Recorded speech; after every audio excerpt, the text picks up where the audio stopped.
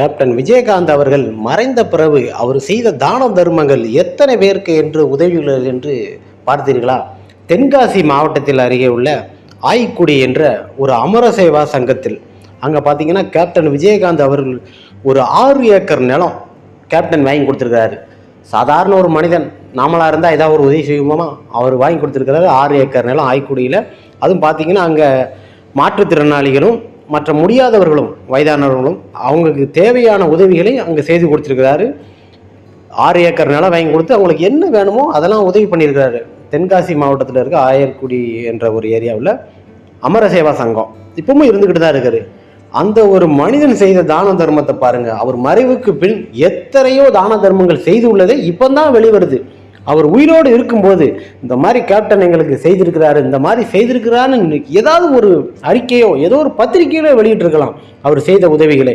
இல்லை, இப்போ இருக்க காலகட்டத்தில் பார்த்தீங்கன்னா மீடியா எவ்வளோ வந்துருச்சு, எவ்வளோ விஷயங்களோ சொல்லியிருக்கிறார்.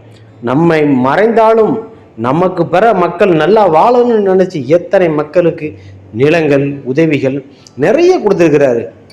மனிதர் இறக்கும் முன்னையும் சரி இறந்த பின்னும் சரி அவர் பேர் எத்தனை ஆண்டுகளாலும் நிலைத்து நிற்கும். காஷ்மீர் முதல் கன்னியாகுமரி வரை நம்ம கேப்டன் உதவி செய்திருக்கிறார். அந்த உதவிகளெல்லாம் இப்போ தான் ஒன்றொன்னா வெளியில் வருது. மீடியாவிலையும் சரி பத்திரிகையிலையும் வருது. நம்ம கேப்டன் செய்த தான தர்மங்களை எண்ணிலடங்காத அளவுக்கு நம்ம சொல்லலாம். அவ்வளோ செஞ்சுருக்கிறாருங்க. அவ்வளோ உழைத்த பணத்தை அவருக்குன்னு செலவு எவ்வளோ செஞ்சுருப்பாருன்னு தெரியாது. மக்களுக்கு தான் எது கேட்டாலும் எதுவும் பிரச்சனைனா கேளுங்க, எதுனாலும் நான் உதவக்கூடிய மனப்பான்மையில் இருக்குன்னு சொல்லி கேப்டன் விஜயகாந்த் இவ்வளோ உதவிகள் பண்ணியிருக்காரு. அதுவும் தென்காசி மாவட்டத்தில் இருக்க மக்கள் எல்லோருமே மிக சந்தோஷப்பட்டன. இவ்வளோ நாள் நமக்கு தெரியாத இது யார் செய்தது இப்போ வெளி தெரிஞ்சோடனே அங்கே உள்ள மக்களுக்கு எல்லோருமே மிக கடமைப்பட்டுள்ளார்கள், மிக சந்தோஷம் அடைந்துள்ளார்கள். கேப்டன் செய்த தான தர்மம் என்றுமே அழியாது. அவர் செய்த புண்ணியம் தாயா இப்போ நம்ம